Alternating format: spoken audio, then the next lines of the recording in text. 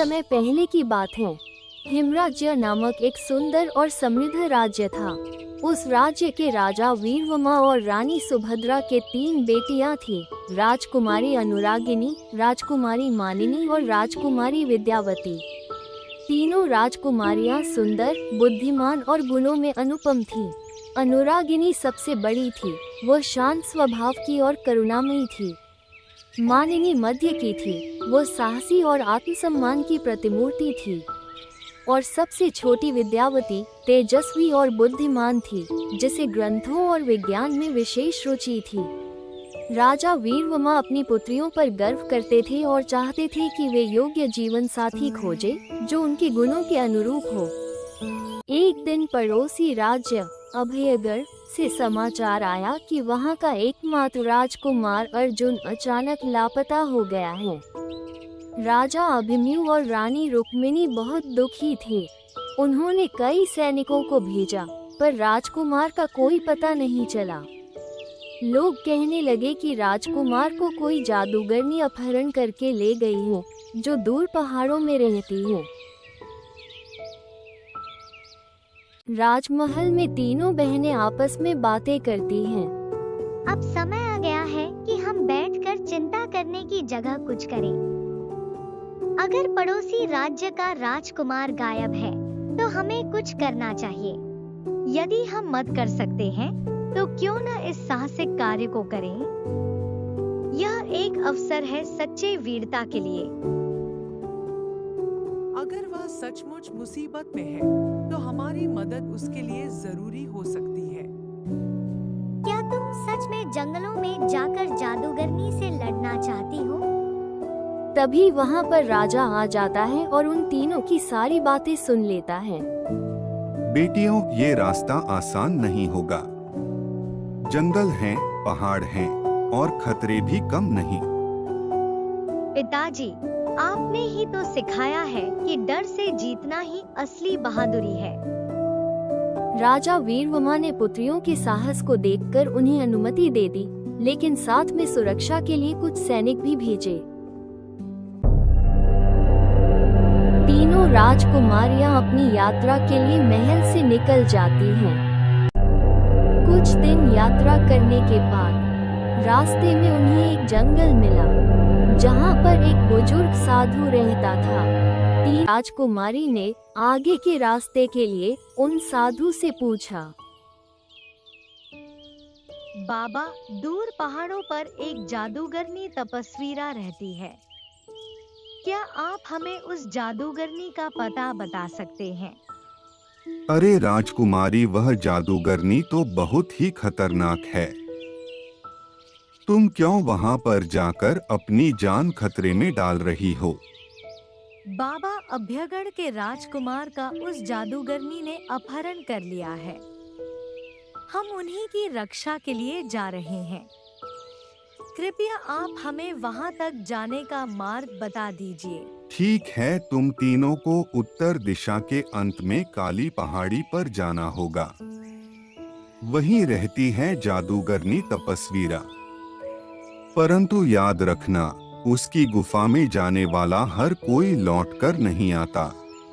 साधु का धन्यवाद करके राजकुमारी साहस के साथ आगे बढ़ी। वे घने जंगल, नदियां और कई पहाड़ों को पार करके आखिरकार काली पहाड़ी पर पहुंच गई। वहां उन्होंने एक अंधेरी गुफा देखी, जो बहुत ही डरावनी लग रही थी। तीनों राजकुमारियों ने एक दूसरे की ओर देखा और बिना भय के आगे बढ़ी। जैसे ही उन्होंने प्रवेश किया, चारों ओर धुंध छा गई। वे एक गहरे हॉल में पहुंची, जहां एक सिंहासन पर बैठी थी तपस्वीरा। कौन हो तुम और यहाँ मेरी इस गुफा में क्या कर रही हो? हम तीनों हिमराज नामक राज्य की राजकुमारियां हैं और यहाँ अभयगढ़ के राजकुमार को ले जाने के लिए आए हैं। राजकुमारियों, तुम्हें क्या लगता है कि तुम मुझे हराकर राजकुमार को यहाँ से बचाकर ले जाओ? तपस्वीरा हूँ और मुझे हराना इतना आसान नहीं है। हम यहाँ युद्ध नहीं, न्याय के लिए आए हैं। यदि तुमने राजकुमार अर्जुन को बंदी बनाया है तो उसे छोड़ दो। मैंने उसे इसलिए बंद किया है क्योंकि वह अभिमानी और निर्दयी था। लेकिन यदि तुम मेरी 3 परीक्षाओं में सफल हुई तो मैं उसे मुक्त कर दूंगी। ठीक है, बताओ, हम परीक्षा देने के लिए तैयार हैं। पहली परीक्षा, दया की परीक्षा तो सुनो। एक कमरे में 3 दरवाजे हैं जिनके पीछे एक पुरानी कैद है। एक घायल शेर, एक भूखा आदमी और एक घायल चिड़िया। तुम केवल एक को जीवन दान दे सकती हो, बताओ किसको बचाओगी? अनुरागिनी कुछ देर सोचती है और फिर कहती है, हमारी शक्ति का उपयोग सबसे कमजोर को जीवन देने में होना चाहिए। मैं चिड़िया को चुनती हूँ।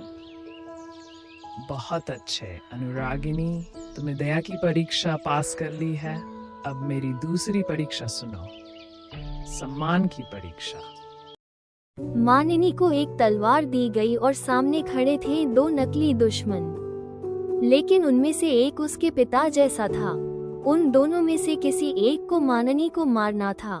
राजकुमारी मानिनी कुछ देर सोचती है और फिर कहती है, मैं किसी पर सिर्फ शक से वार नहीं कर सकती।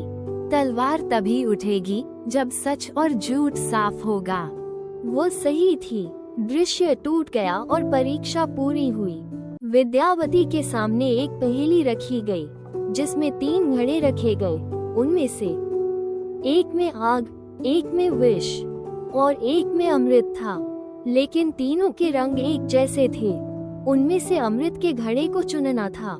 विद्यावती ने घड़ों के नीचे के तापमान को महसूस किया और गंध सूंघकर अमृत वाला घड़ा चुन लिया। विद्यावती ने कहा, तीनों घड़े दिखने में एक जैसे हैं, लेकिन अमृत की कोई गंध नहीं होती और विष गर्म होता है और अग्नि भी गर्म होती है, तो यह ठंडा और गंधहीन घड़ा ही अमृत वाला होगा। तुम तीनों ने साबित कर दिया कि असली ताकत दिमाग, दिल और आत्मसम्मान में होती है। ले जाओ राजकुमार अर्जुन को। मुझे माफ कर दो राजकुमारियों, मेरे अंदर घमंड आ गया था। तपस्वीरा ने मुझे मेरी गलती दिखाई और तुम तीनों ने मेरी आंखें खोल दी। अब जब तुमने अपनी गलती मान ली तो यही सबसे बड़ा परिवर्तन है। कभी भी ताकत का घमंड मत करना अर्जुन, क्योंकि वही इंसान को नीचे गिरा देता है। अब वापस चलें। हमारे राज्य और लोगों को हमारी जरूरत है।